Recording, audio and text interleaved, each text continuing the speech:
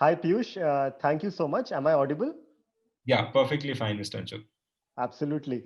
So thank you so much. I think very happy to be a part of the Unicommerce Middle East webinar today.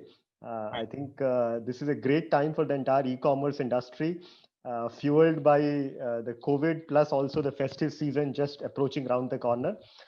So very happy to talk about it. Let me just share my screen. Yeah, sure.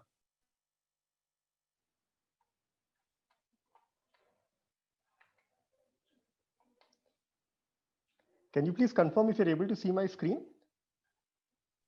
Yeah, Anshul, we can see. Absolutely. So good afternoon, everyone. My name is Anshuk. I've been working over the last 5 years with several 200 plus e-commerce brands in helping them scale using Facebook and Google ads. So I'm talking about brand stores. How can you scale brand store using Facebook and Google ads? Today, I'll be talking about some strategies on what you can use to scale during the festive season. And more importantly, I'll also cover some 10 case studies of the brands we have worked with and what kind of festive hacks have they adopted across the ads, targeting, and campaigns which they have run on platforms like Facebook and Google. I think the first question which a lot of you must be asking is why are we specifically talking about festive season, right? What is so special about festive season, or what are the challenges which an advertiser faces during festive season? So these are some of the points which I've put on my screen.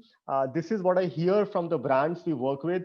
The first common challenge with every brand faces is my cost of ads increases, right?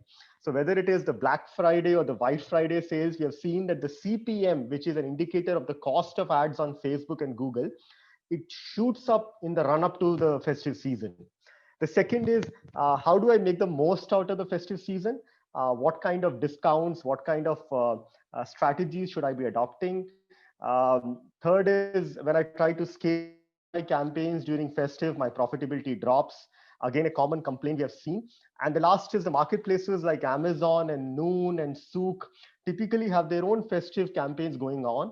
So if I'm running on my brand store, what can I do differently to attract user attention? So I'll try to cover some of these points as part of my today's presentation. Happy to answer questions towards the end of this. But before we begin, I want to give you an example of a brand called KEF. It's a kitchen appliances brand, very rapidly growing globally. And just to give you a sense of how much can a brand grow in the run up to the festive season, they have grown from something like 20 to 30,000 US dollars at the beginning of this year to roughly about close to 200,000 US dollars in the current month. So that's the kind of scale which we have seen some brands being able to achieve in the run up to the festive season, selling within a country and also selling globally. Now, I spoke about the cost of ads going up. I thought I'll give you some indication of the actual cost we see across some of the GCC clients we work with. The data you see on the screen is in dirhams. Now, this is the effect of run up to the festive season on the cost of ads. Of course, this is a representation of a couple of clients we work with. The actual data might be a little off, but just to give you some sense that the cost typically goes up, right? And how do you kind of work with it is what I'm going to talk about today. So let me jump straight into my 10 festive hacks, which is the topic I have picked today. The first one, which I want each of the brands to focus on, is please diversify your spends. I've seen brands saying that, look, I get 90% of my sales and traffic from Facebook and Instagram, which is very good. But the challenge is when it comes to the festive season, your cost of ads on platforms will go up and it will become very hard to maintain stability during this time. So please diversify your spends. Do focus on Google and YouTube as alternative channels for your ad spends. A good rule of thumb is you should be doing at least 20 to 40% of your spends on Google and YouTube. And if you're not doing it, maybe you're not leveraging the diversity enough. I give an example. Indian Wedding Sarees is one of the brands we work with. They aggressively diversified to YouTube and Google, and they were able to reduce their cost per click by 20% by diversifying across platforms.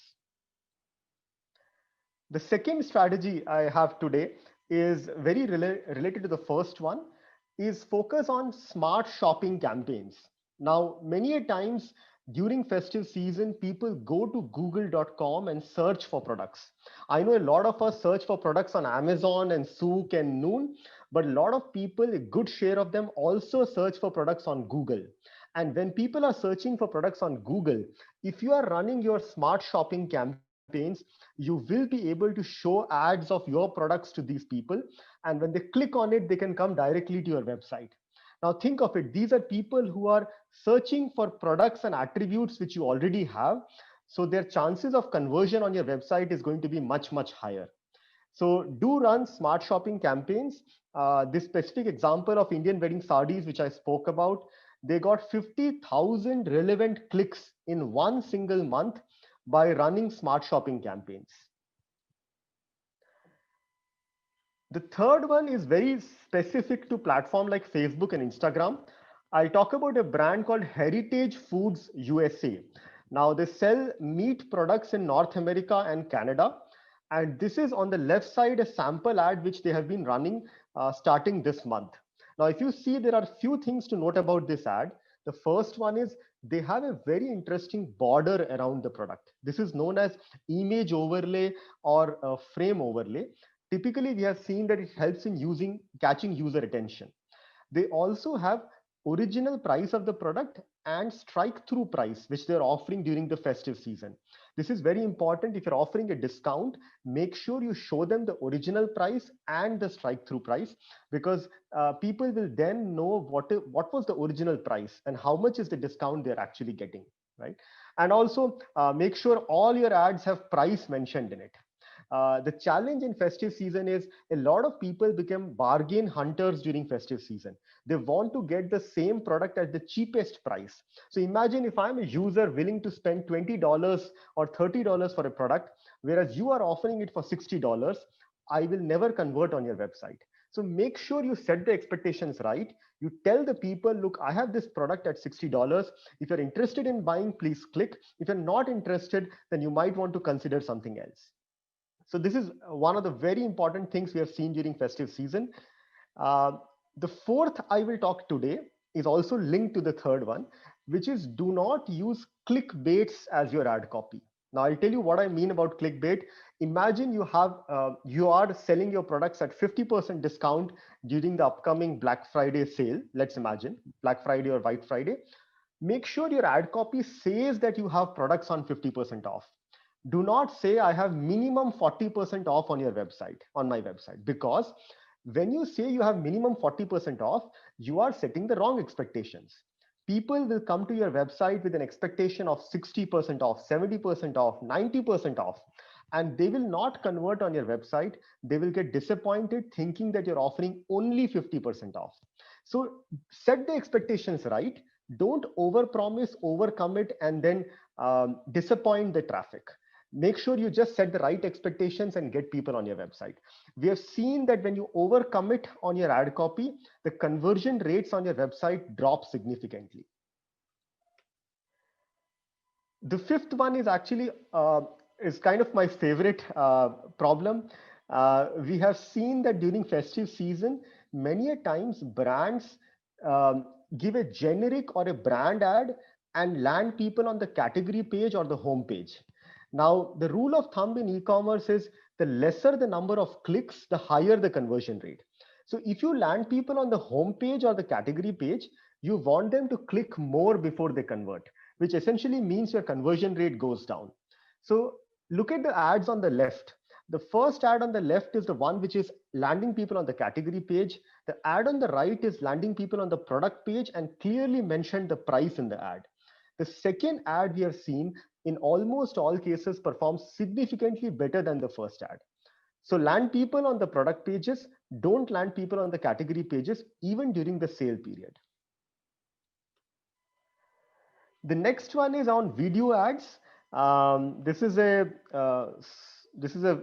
example of a video ad which the brand called Organic Skin Co company is running. It's a beauty brand selling in North America. Now, as you can see, video ads typically catch user attention purely because There is some animation going on. There is some dynamic nature of the ad. So what essentially happens is inevitably video ads get higher click rates and they get lower cost per impression. So Facebook or Instagram gives a lower cost to video ads purely because they are more engaging. So make sure during the festive season you make the most out of video ads.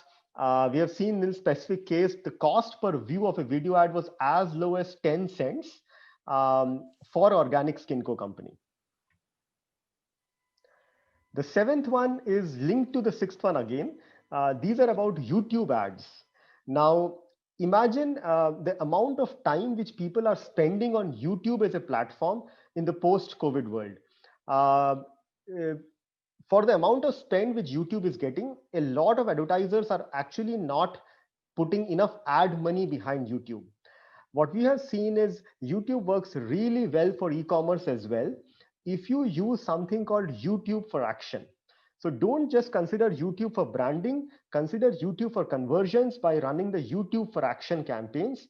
Of course, as I said, land people on the product pages, use attractive video testimonial ads, and you will be able to get very good conversions from your YouTube ads. We have also seen YouTube increasing your search volume. So if you run YouTube ads, you get more returns via your brand search or smart shopping campaigns. Now, bundle products. Um, what you should understand is when you run ads on Facebook, you pay for the traffic. You don't pay for the conversion. So imagine an average cost of click on a Facebook ad is roughly between 0.2 to $0.5, right? And if you have a conversion rate of 1 to 3%, your cost of sale will somewhere hover between $5 to $50. Now, if you're selling a product for $10, it will become very hard for you to get profitability because your cost of sale is never going to be below $5. Now, if you see on the left side, I'm talking about a brand called Entertainment Store. They have exclusive rights for Avengers and Avenger merchandise.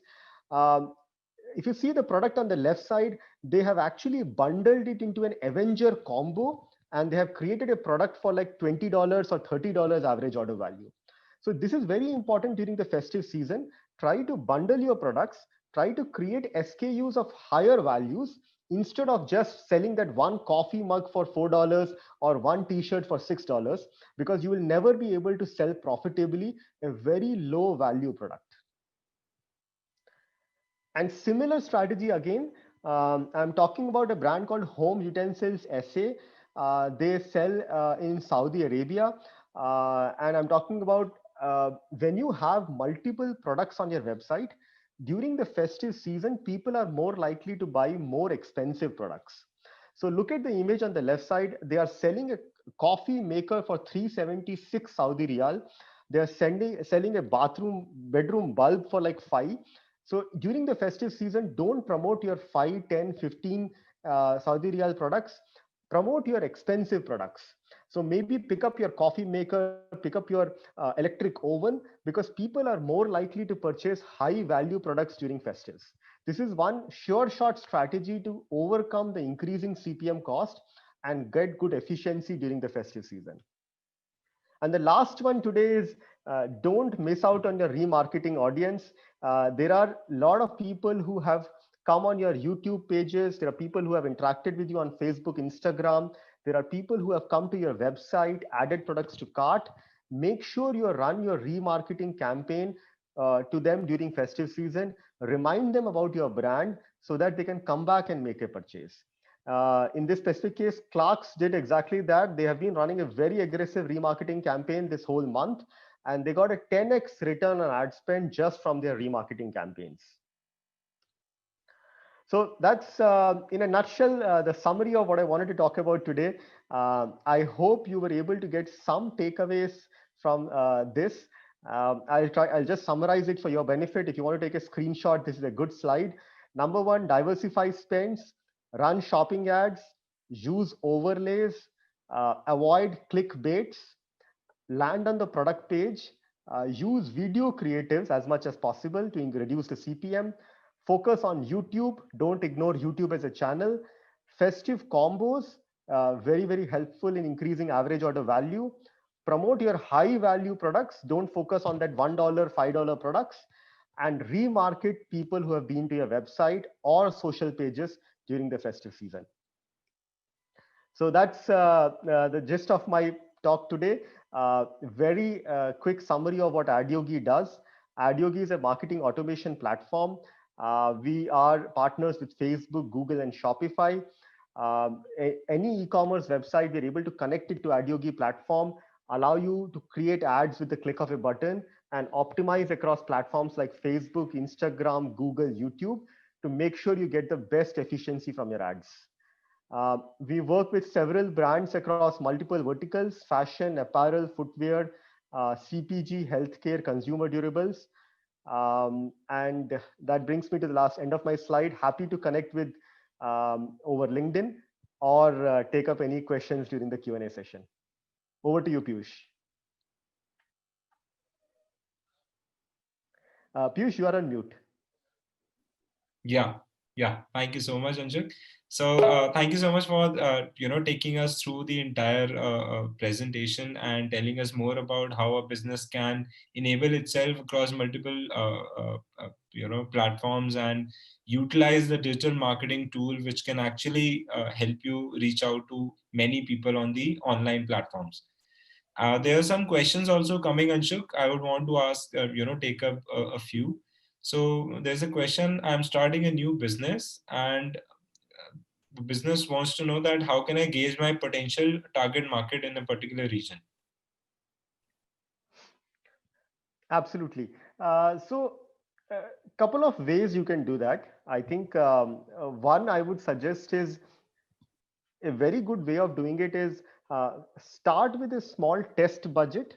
Let's say, for example, you can talk about like something like 5,000 dirhams. Start with a small test budget, or 1,000 to 5,000 dirhams. You can always go to the Facebook or the Google platform.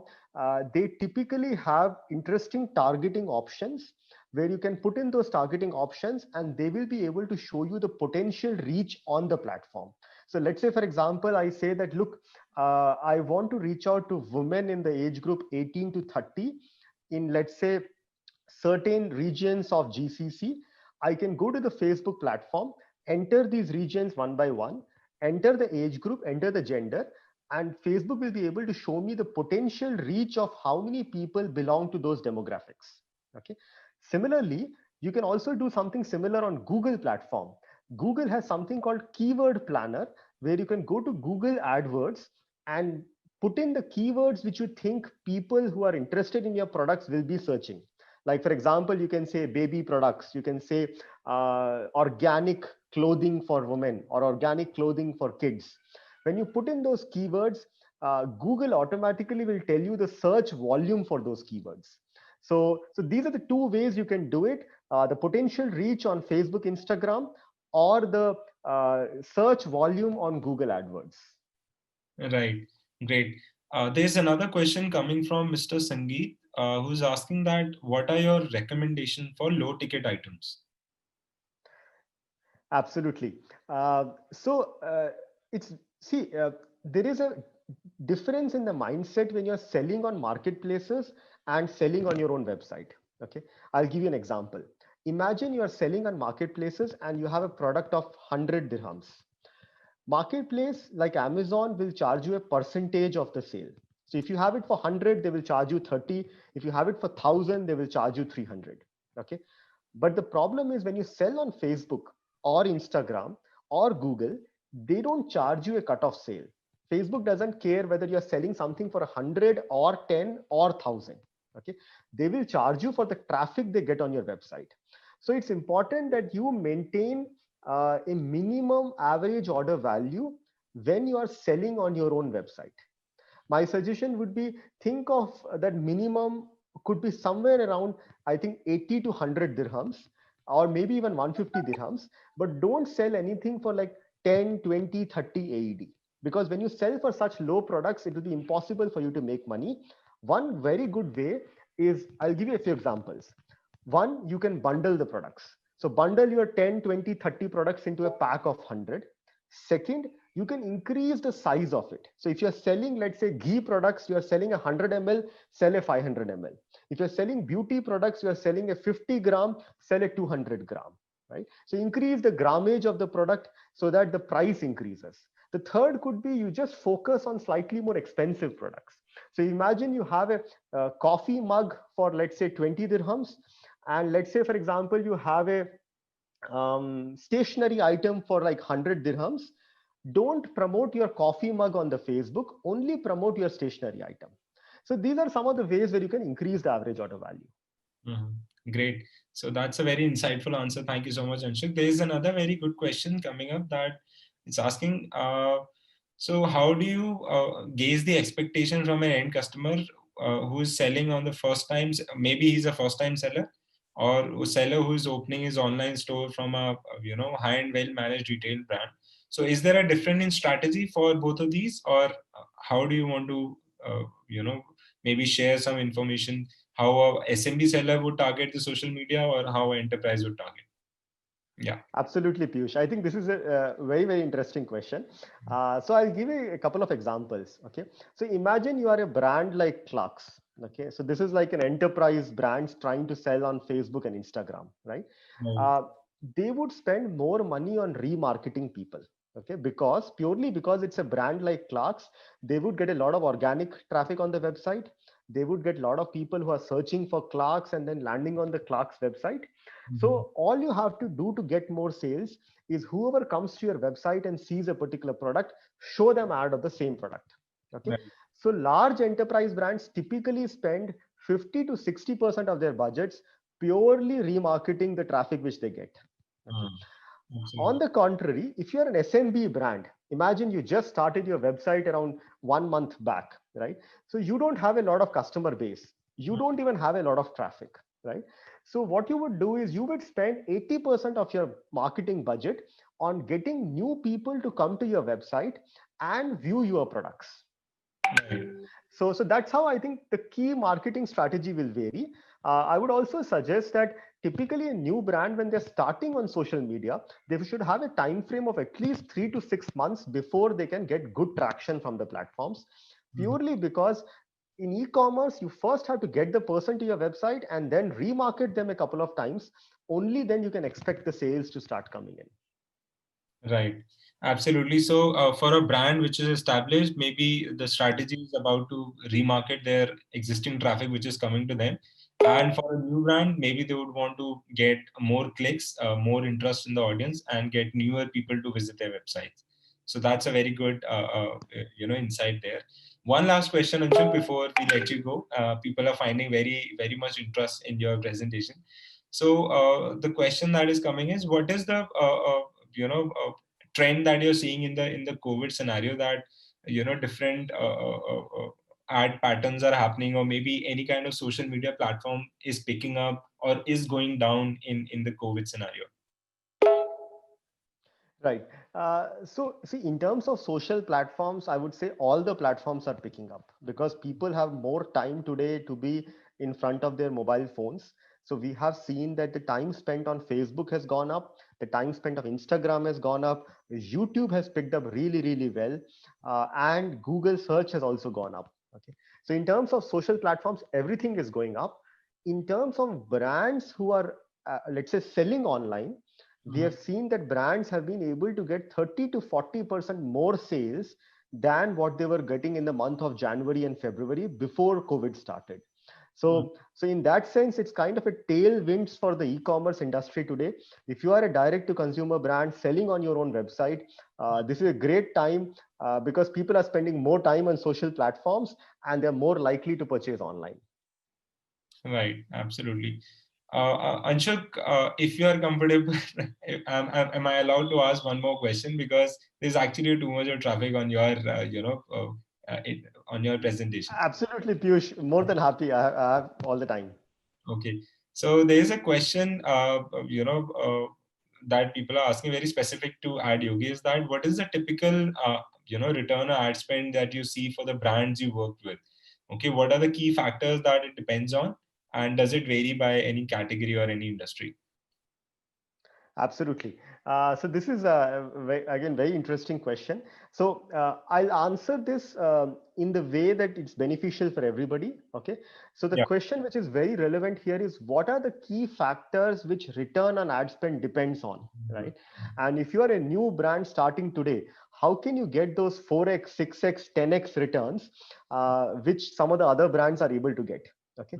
So I'll talk about the four factors in my mind. The number one factor is product differentiation. Okay.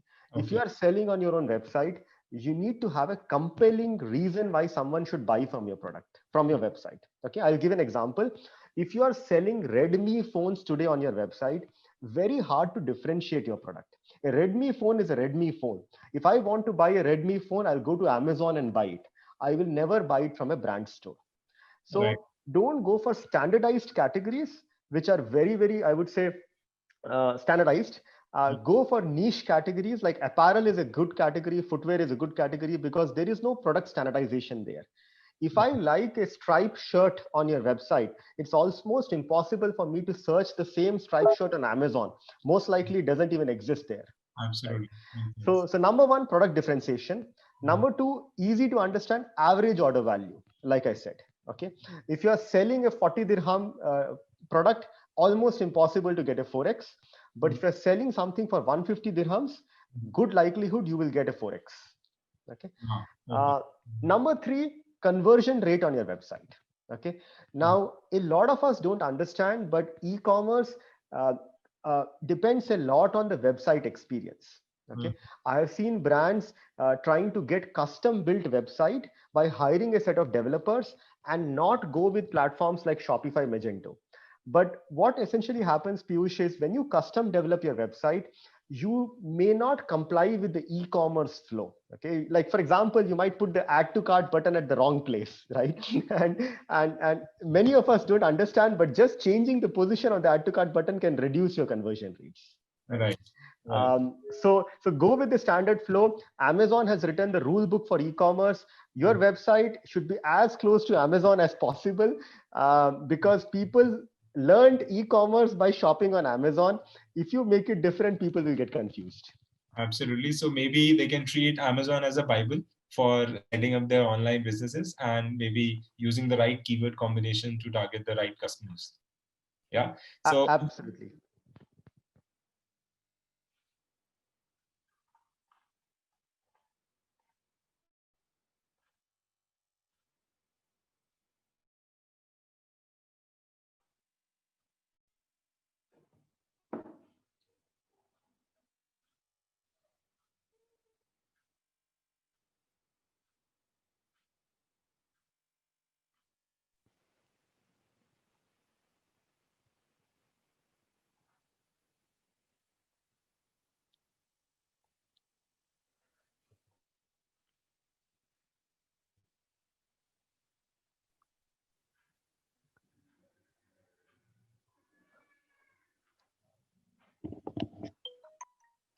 Hi Anshuk, Neeraj this side. I think we have lost Piyush due to network issue. So thank you so much for giving us your time and your advice to our attendees. Absolutely, Neeraj.